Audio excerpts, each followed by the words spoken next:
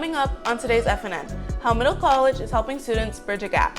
Plus, why preparing for college should start sooner rather than later. And we have the latest from spring sports. Stay tuned for all of that and more, because FNN starts now.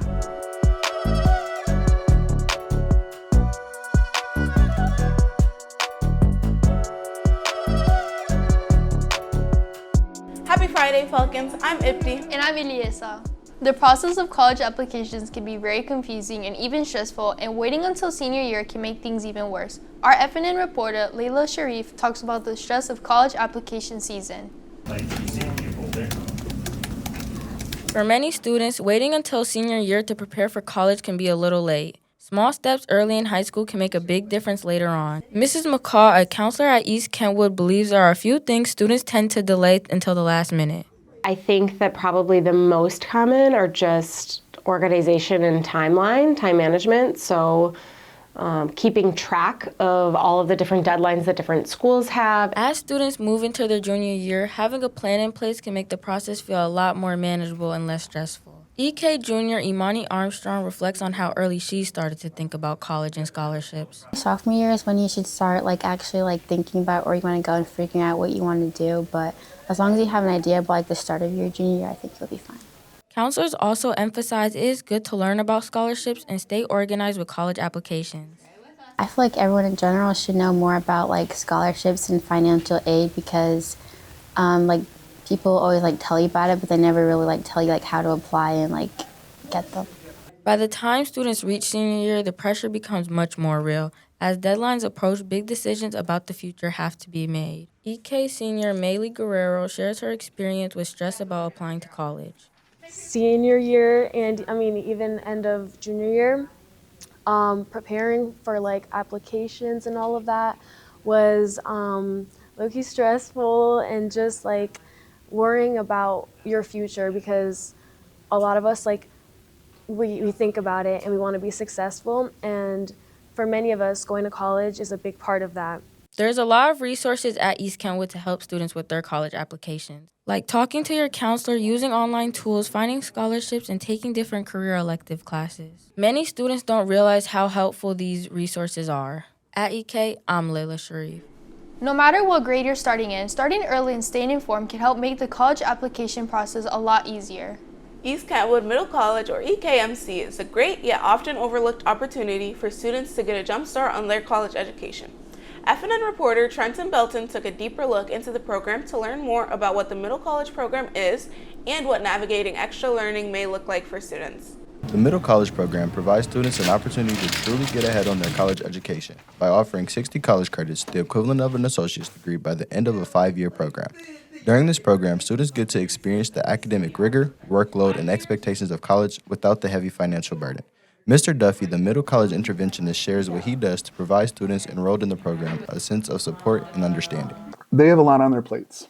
So we want to be sure that they have the resources they need. And again, during those weekly check-ins, we try to really kind of boil down, and I talk to them one-on-one. They really kind of learn how to advocate for themselves and become a college student. There are many avenues of adult support. Discovering and maintaining the high school and college work balance is ultimately up to students.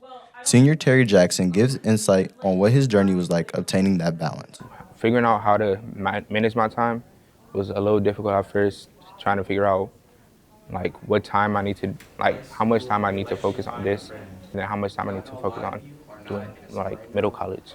So just figuring out what time works for you and figuring out how you can manage your time effectively so that you can get both your high school and your middle college work done.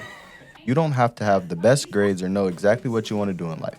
Middle college coordinator Mrs. Grayson shares just what kind of students she thinks will thrive. So we're not always looking for the kids that get the highest grades. We're looking for self-starters, kids that are willing to ask for help, kids with good attendance, kids that want to learn from their mistakes, and most importantly, kids that can persevere when things get tough. Overall, if you're looking for academic rigor and advancing your college education or just experiencing a collegiate environment, middle college might be for you. At EK, I'm Trenton Belton. Middle College will be taking applications for next school year this spring. For more information, email Mrs. Grayson or meet with her in the guidance office. For many senior athletes, this season marks the end of a chapter. While some continue sports at the next level, others step away. FNN reporter Ellie Torres takes a closer look at what this last season means to them.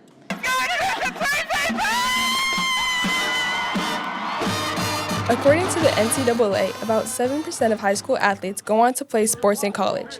But many sports come to an end. It marks the closing of a journey filled with growth, challenges, and unforgettable moments. I spoke to London Byram about how it's going to feel leaving cheer for the first time. I think it's going to be a lot of memories left behind. I'm going to miss my coach, and it's just going to be me leaving a part of myself behind, but I'm also taking things away from it. Sports play a sentimental role in people's lives, and letting go isn't always easy. So I talked to Jordan Hassan Milton about what track taught him. Track taught me discipline. Like, you can study for a test for one night and think you'll do good, but like for track, you can't just practice for one day and think you'll get good results. Beyond wins and losses, the lessons learned through competition often last longer than the season itself. Eliana Garber shares with me what she will miss the most about lacrosse. Probably being part of a team and having people to go out with and eat with and do things with on the side outside of just being at practice together. Whether people's journey continues or not, after years of dedication, it's not just a sport they leave behind. It's deeper. For senior athletes, the game may be ending, but the lessons, memories, and growth will be carried beyond high school. And that wraps up your news this week, Falcons. Now let's toss it over to FNN sports reporter Reese Emiot for this week's EK Sports Report.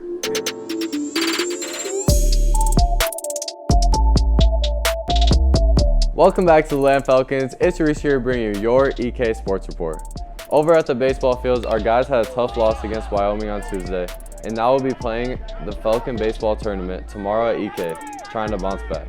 Over the track, our guys and girls teams both started conference meets this week with dominating wins against Grand Haven, with Shakuru McKetchie and Damani Roberts running Michigan #1 times and Aaliyah Bailey with the top 10 time in Michigan in their first meet. Tomorrow, both teams compete in Chicago at the Geneva's Van de Veer Invitational. Over the pool, our girls water polo team dominated East Lansing in the game of the week on Wednesday, winning 14-1. Then last night, the girls played Jenison, where they took a rough loss. Now they play Forest Hills at home next Tuesday, looking to get back. Over at the lacrosse fields, our guys had tough losses to Grand Rapids Christian on Monday and Grand Haven last night, but are looking to take down Kalamazoo Christian tomorrow and get their season back on track. Over the volleyball courts, our guys' volleyball team had a hard-fought game against Rockford on Tuesday. Finally, Emma Claire Slater signed to Aquinas College yesterday, where she will be continuing her academic and athletic career, running cross-country and track and field. Congrats, Emma Claire. That wraps up this week's sports report. We will be back next week with highlights and updates for the spring season. Now let's pass it back to the desk.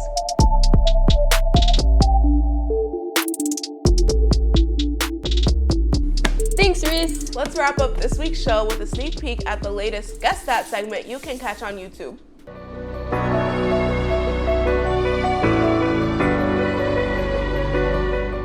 Hi, my name is Joy Moo. And I'm Owen Vanderveen. And we're doing Guess the Soda.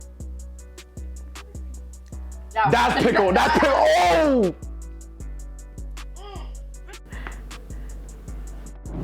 Okay, no reactions, let me taste it. No. That's like ranch. That tastes like ranch. That is disgusting.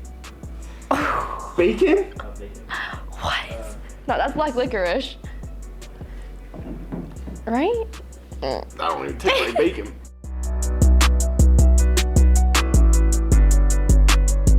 You can check out the full episode right now on our YouTube page. And that does it for today's show. We'll be back after testing with more, but until then, make sure to follow us on Instagram and subscribe to Falcon News Network on YouTube, where you can catch sports live streams, previous episodes, and other great content. Plus, check out Falcon News Network on Spotify for our latest podcast episodes coming out every day. Have a great weekend!